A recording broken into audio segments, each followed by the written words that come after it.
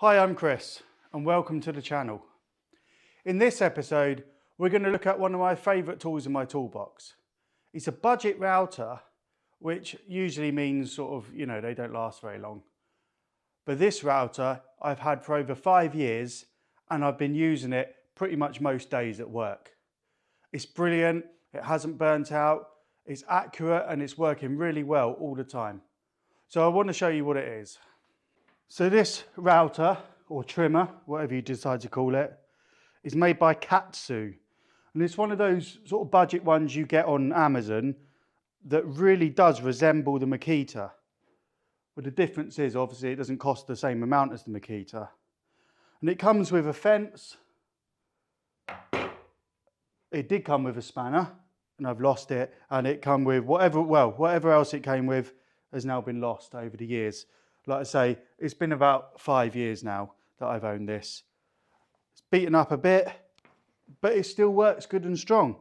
And I mainly use this for things like roundovers on edges of worktops and things like that. I wouldn't use it obviously to fit worktops for doing like the bolts or anything like that, but it really is a good piece of kit, and I'm glad to have this in my arsenal of tools really. There's not a huge amount I can say about it. It feels heavy duty. I'm going to run a little test cut just to show you its operation. So obviously you've got a speed controller at the top, which goes up to 9. No, it doesn't, sorry. It goes up to 6, 1 to 6. The dust collection is brilliant. I always use the dust collector on this. Fits straight over there. So to make adjustments is same as most 1/4 inch trim routers. Unlock it and you roll the wheel up and down. It wants to be about there. I'm going to dial this in a second. It's one of those tools where you think, oh, I don't know whether I should buy that. It's a Chinese sort of replica of a Makita. And I thought, no, I'll give it a go. It was at the time I was working for a company rather than for myself. So I didn't have a huge amount of money to spend on tools. So I thought, I'll get this and it'll really help me out with my day-to-day work. And that it has indeed.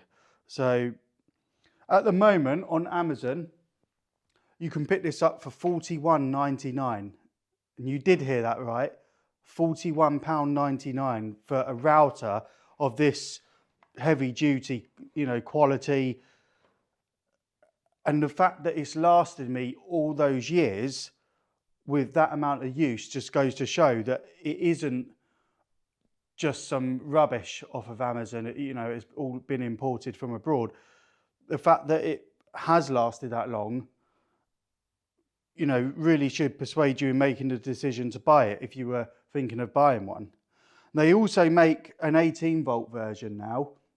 Obviously, they didn't when I bought this, but they make an 18-volt version. That looks just like the Makita one. And also, you can fit the Makita 18-volt batteries on the top. So that's probably worth a look at, actually.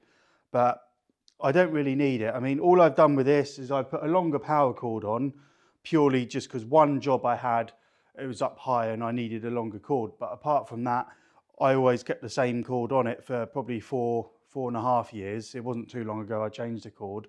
That's just a case of 4 screws there, and then there's a little screw inside that bit to take the little plastic cap off, and then it was bullet connectors. So I'll just show you its operation, just if you're interested. This is the model number 101748, although the newer one, I'm not sure if it is exactly the same, because like I say, this is quite a while ago.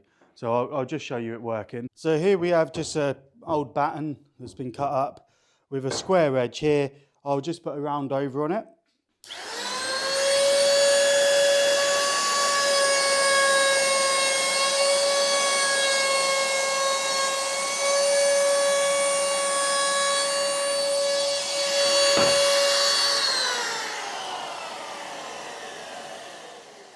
There we go. Nice little easy job there.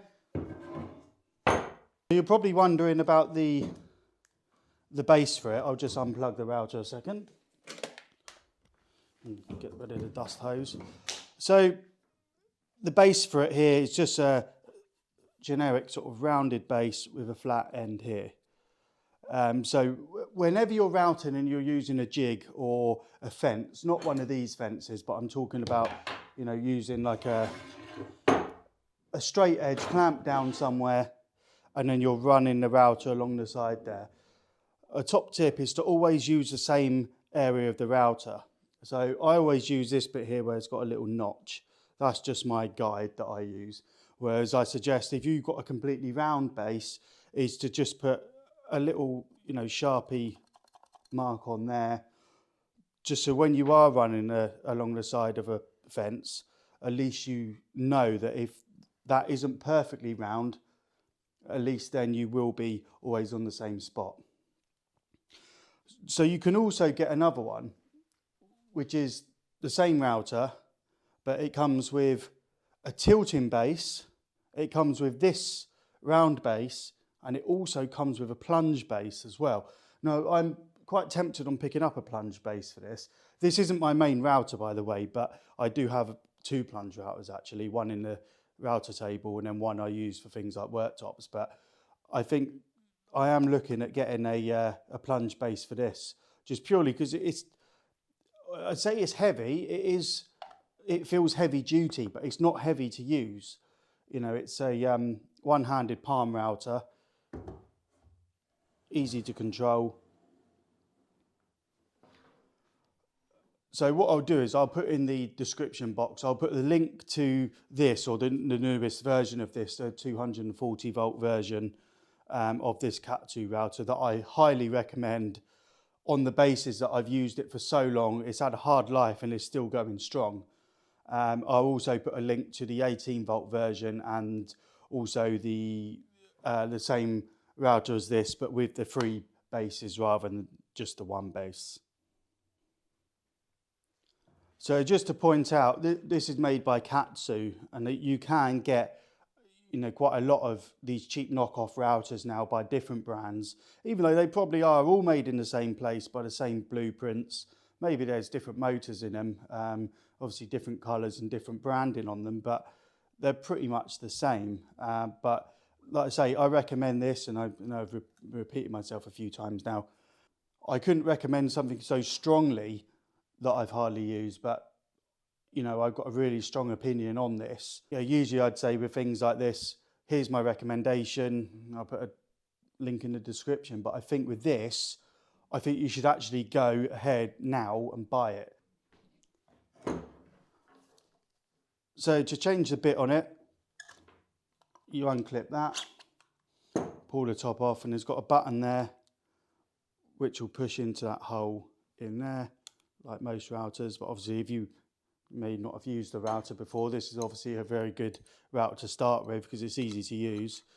You usually get you get a little sort of black spanner that you can keep in your toolbox that will obviously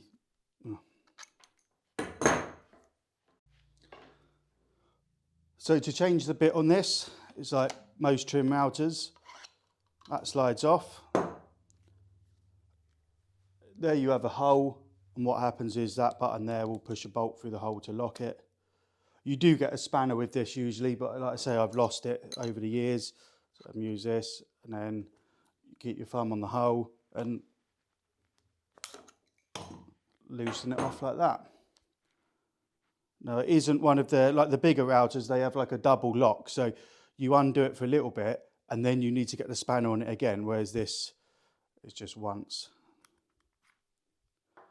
Like so. So I thought I'd show you that because obviously this could be aimed at somebody who's, you know, it could be their first router. So maybe you haven't changed a bit before. But as a first router, I recommend it just purely on the price, you know, $41.99.